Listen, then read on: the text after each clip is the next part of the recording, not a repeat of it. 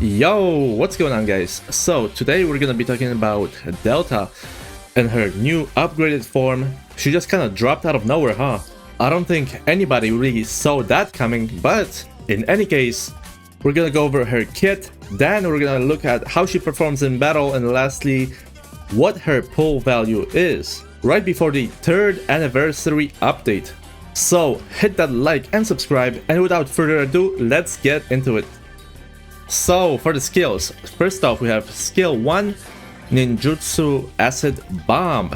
So when entering full burst, all enemies take an additional 12% damage for 15 seconds, and when she uses her burst skill, she gains 15% attack for the duration of her burst, as well as some enemies nearest to her crosshair will gain an additional 8% damage taken bonus for a total of 20% from skill 1. Alright, so now for skill 2, we have Ninjutsu Camouflage. So essentially, it activates at the start of battle and gains one of the two effects, which depends on whether she is the only defender or there is two defender Nikkes on the team. So if she is the only defender, she gains a shield equal to 12.25% of her final max HP for 10 seconds, and she taunts all enemies for the duration that this is active. However, if there is another defender Nikke on the team, she gains a different effect which prevents her from being the target of single target attacks for 10 seconds, as well as recovering 11.22% of her attack damage as HP.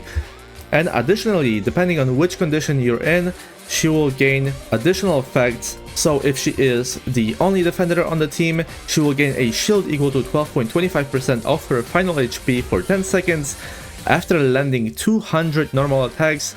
But if there is another defender Nikke on the team, her healing capabilities are buffed further, essentially gaining a 165% multiplier from her final attack as healing, and that healing is applied when the duration ends, and the duration is 4 seconds. So every 4 seconds she heals by an amount that is correspondent to this multiplier right here. And last but not least, we have the burst skill, Secret Technique, Ninja Overdrive. So first off, it affects all allies and increases the distributed damage by 20% and the attack by 15% of caster's attack, and deals AoE damage that is equal to 170% of her final attack.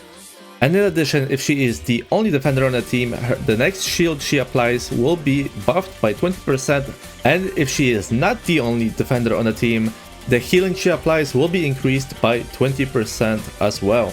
So that is it for the skills. Now let's take a look how she actually performs in a team. Okay, so now for the damage comparison. First off, we have the Crown, Little Mermaid, SBS, Asuka, and Delta team. This team is doing 4.36 billion damage, whereas this other team where Delta is replaced with Helm, so this is kind of the standard team right here with Crown and Helm, it is doing 4.6 billion damage, so this is the 100%, and the first team with Delta replacing Helm is doing 94.5%. Also, you gotta keep in mind that Delta is a 40-second burst, so it requires 2 B2s to be on the team for this team to work. Therefore, whenever you're gonna see Delta, she has to be paired with another B2, in this case Crown. Now moving on to the third team right here, in this case I'm pairing Crown with Mast. So in this team with Mast, 4.62 billion damage, right? So 100.3% of the Helm team. Now moving on, we have the Maid Duo Mast and Anchor team with Little Mermaid, SBS, Asuka. This is the same, it's just the B2s that are changing here, and then the second team is Mast with Delta. So the first team with the duo, 3.58 billion damage, 100%, and then when you replace Anchor with Delta, the team is doing 3.5 billion damage, so about 50 million less damage, 98.3% of the original duo. So not too shabby, but it is a little bit less. And you also want to keep in mind that when you do use Delta with Mast, Mast has to be the first one to burst, just because of how it works out with Mast's kit, because she enters a drunken state which stuns her for a significant duration. So you just gotta keep that in mind, that Mast has to burst first, and then whoever you want to pair with the buffs which may be specific, maybe depending on which DPSs you use, you want to switch them around so they are in line with the right B2 bursting, right? And so moving on, here we have the standard Ludmilla Dorothy. This is the summer shotgun Dorothy with a leg, with crown and Little Mermaid. This team is doing 4,306,000,000 damage. So this is the baseline team. And then moving on here, replacing Alec with Delta, you end up doing 4,391,000,000 damage, which is about 102%. And then again, right here, replacing Crown with Mast and Delta being the secondary B2 character, you have Ludmilla and Dorothy with Little Mermaid doing 4.94 billion damage, which is about 114 to 115%, which is a significant increase right here. So as it appears, this team with Mast and Delta is actually doing significantly better than the other teams with Crown, which is surprising to say the least. And so from what I've seen, this is by far the best used for Delta, especially with Mast, which frees up Crown to be put on another team, and you end up doing more damage anyway. So very surprising, good results right here. Then moving on to the Cinderella team. Now the reason why I wanted to test this team is because Delta's interaction with defender Nikke such as Cinderella and Maiden. And so long story short, the base team is doing 2.9 billion damage, whereas this team where Maiden is replaced by Delta, the team ends up doing 2.7 billion damage, which is about 92.6% of the original. And so even still, you can see that it is not too shabby, the buffs that Delta provides for the team. However, it is the damage that Maiden does that is lost. So overall, it's a much worse team. And that really brings me to my main point about this character, Delta, is that the main issue with her is that she is a 40-second burst, which means that she has to be paired with another B2 character, and that pulls away from other characters that can be on the team, such as for example Helm, right?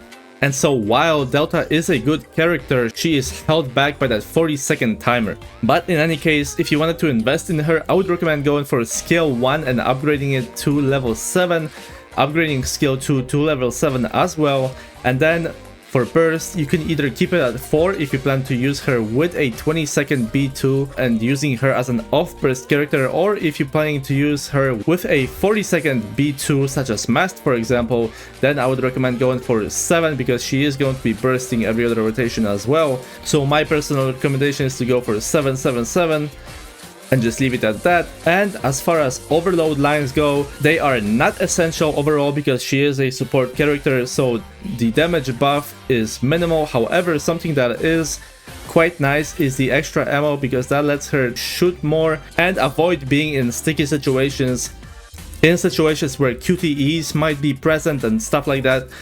And additionally, attack is a good one as well, because her supportive abilities scale on attack and she is able to do more damage all the same. So these two are not bad picks for the overload lines, but overall I would just overload the pieces and see what I get and just keep it. Unless I roll 0 ammo, then I would probably re-roll it once or twice, but using too many rocks on a unit like this is just not worth it.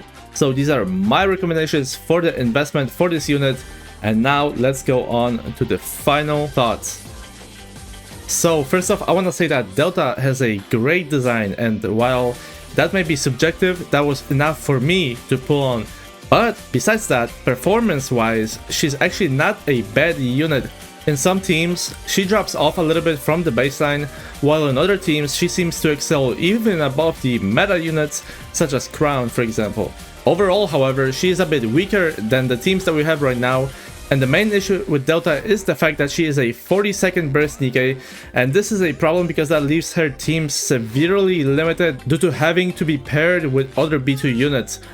Because we're pairing 2 B2 units, there are other better units to pair with, for example Crown and Mast, Mast and Anchor, and in other scenarios you have to forego another DPS and buffer, like for example in the case with the Cindy team where we had to let go of Maiden in order to accommodate for Delta. And so overall the damage went down. And so personally, with all that in mind, I'm placing her in the A tier. The 40-second curse strikes again. I don't know why Shift Up insists on making the 40-second burst support Nikke's, especially ones that are not part of a duo. But should you pull though? With the anniversary right around the corner, I'd probably put her on a wishlist unless you're close to having 200 gold tickets to buy the anniversary unit. And actually, well, this year it's most likely going to be Hansel and Gretel, which I suspect to be a dual pilgrim banner for 2 units that are most likely going to have highly synergistic kits. And this is a whole other can of worms that I'm sure there will be plenty of controversy to go around when that comes around. But you heard it here first, clip it and ship it. But anyways, hopefully this helped you make a decision on Delta, and if it did, like, comment and sub, and I'll catch you on the next one.